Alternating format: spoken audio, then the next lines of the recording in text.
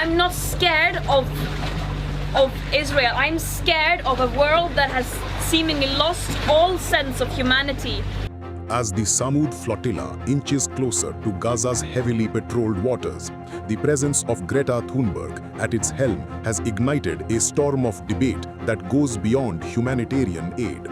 To her supporters, the young Swedish activist is extending her moral crusade from climate change to the plight of Palestinians trapped under blockade. To her critics, she is lending her global celebrity to a mission that risks becoming a propaganda victory for Hamas, or worse, a potential channel for weapons smuggling under the guise of relief. The tension lies in not what Greta herself carries, but in what her voyage represents in a region where every gesture is weaponized. The flotilla, made up of more than 50 boats carrying food, water, and medical supplies, was launched in September 2025 amid mounting warnings of famine in Gaza. Thunberg joined shortly after several Western nations formally recognized a Palestinian state, declaring that recognition was meaningless without real action to end what she called collective punishment.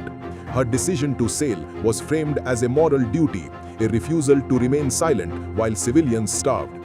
Yet Israel insists the flotilla is unnecessary, pointing to the hundreds of aid trucks that enter Gaza daily through controlled crossings under UN and Red Cross supervision. For Israeli officials, the blockade is not an arbitrary act of cruelty, but a security imperative designed to prevent Hamas from importing weapons, drones, and explosives by sea.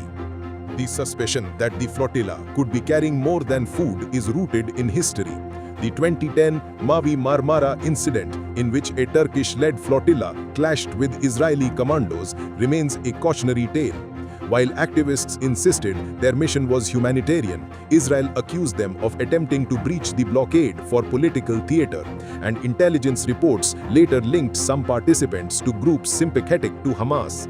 That precedent fuels Israeli fears that even a convoy led by Greta Thunberg could conceal dual-use materials, pipes, fertilizers, or chemicals that can be repurposed into rockets and explosives. The argument is not that Greta herself is smuggling arms, but that her presence provides cover for others who might. For Israel, the dilemma is acute.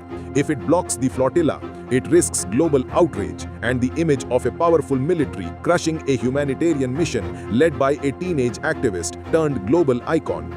If it allows the flotilla through, it sets a precedent for unmonitored sea access that Hamas could exploit in the future. Either way, Hamas benefits.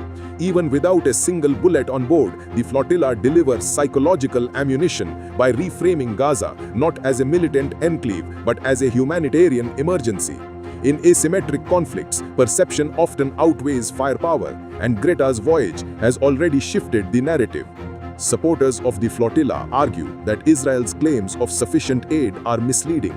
They point to reports of aid trucks being delayed, restricted, or diverted, and insist that the blockade itself is the root cause of Gaza's humanitarian collapse.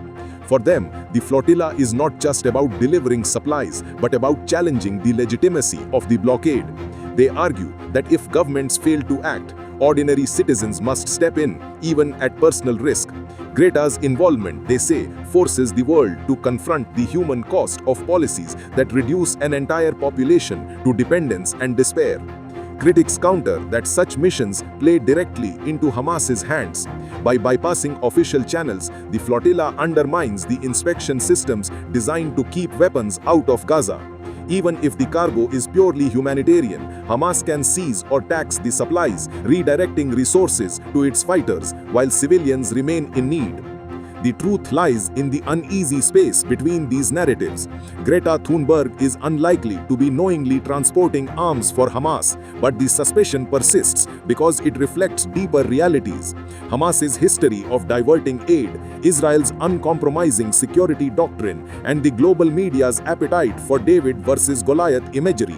The flotilla is not just a convoy of boats, it is a stage where competing stories of victimhood, resistance, and security collide.